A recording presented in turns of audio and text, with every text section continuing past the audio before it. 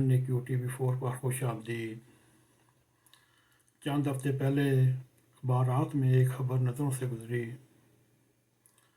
Government college Lahore या अब इस वक्त GC यूनिवर्सिटी लाहौर के शोबा अंग्रेज़ी में एक तकलीफदा, दुख भरा और अफसोसनाक वाक़या पेश आया, जिसमें एक ख़तून ने, जिसे बाद में यूनिवर्सिटी के स्टाफ ने ज़खेला जवेद के नाम से शनाख्त किया, शोबा अंग्रेज़ी के दफ्तर में बैठे हुए एक असिस्टेंट प्रोफेसर डॉक्टर महबूब अहमद पर हमला किया।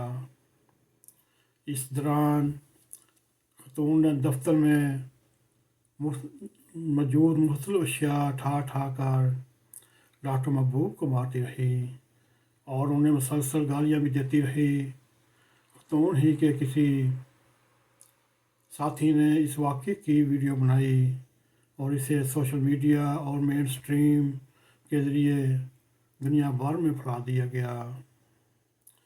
अगर देखा जाए, सोशल मीडिया पर कोई रोक टोक नहीं, कोई कानून अगर है भी तो उसको पकड़ नहीं सकती, लेकिन इस वाक़े के मुतल्लिक़ जो ख़बरें नशर हुई, शाया करने वाले टेलीविज़न चैनल हो, प्रिंट मीडिया हो, ने बगैर तस्दीक किए डॉक्टर महबूब को जिनसी हरासानी का मुजरम करार देने का मामला नहायती बेसब्री से उठाया।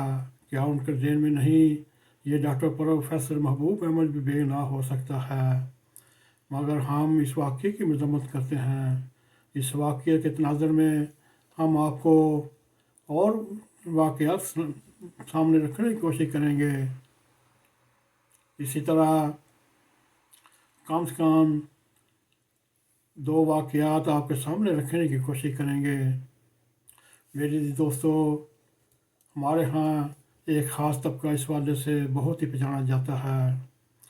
अगर पाकिस्तान में तौहीन मज़हब का कानून गलत इस्तेमाल होता है और गुज़श्ता चंद बरसों से कानून तौहीन मज़हब के कानून से ज़्यादा भी इस्तेमाल हुआ और वो जिनसी हरासानी का कानून है, लेकिन ये तबका अव्वल ज़िक्र की तरह गैर इस्तेमाल बुनियाद को सानी ज़िक्र ख़त्म करने की कोशिश करता है।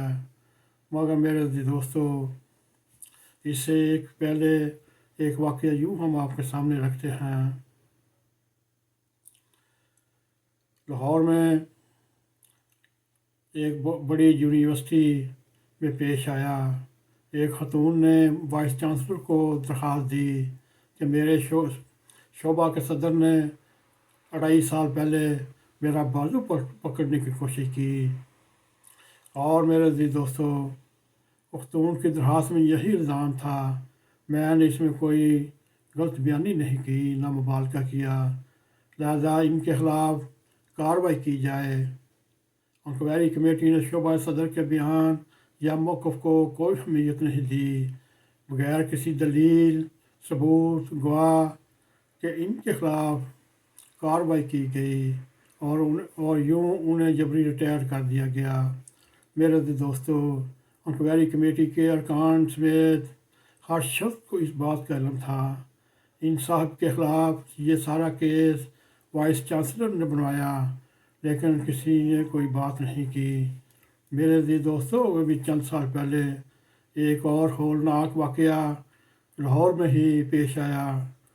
वो वाक़या यूँ है, गवर्नमेंट MEO कॉलेज लाहौर का, जिसमें एक तलबा ने पर्चे में पास ना करने पर अंग्रेज़ी ज़बान और अदब के उस्ताद मरहूम मोहम्मद अफजल पर जिनसी हरासानी का इल्ज़ाम लगाया और इंक्वायरी कमेटी की रिपोर्ट अफजल के हक़ में आने के बावजूद कॉलेज के उस वक़्त के प्रिंसिपल ने अफजल को इस हद तक तंग किया और परेशान किया कि उसने आहर ये जहान ही छोड़ दिया, उसने ख़ुदकशी कर ली। महकमा आला तरीम ने अफजल की वफ़ात के बाद खुद इस केस की इंक्वायरी की। तलबा और प्रिंसिपल के ख़िलाफ़ वाज़ेह सबूत मिलने के बावजूद कार्रवाई ना हुई। मेरे दोस्तों, ये हालिया जो वाक़या पेश आया اس کے تناظر کے سامنے ہم نے آپ کے سامنے یہ دو واقعات پیش کیے۔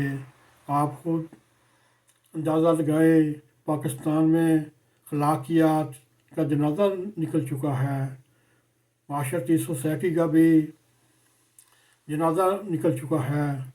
میرے عزیز دوستو، اسی طرح جنسی ہراسانی کا جھوٹا الزام لگا کر بھی لوگوں کو بے چین اور ان کا جینا حرام کر دیا جاتا ہے۔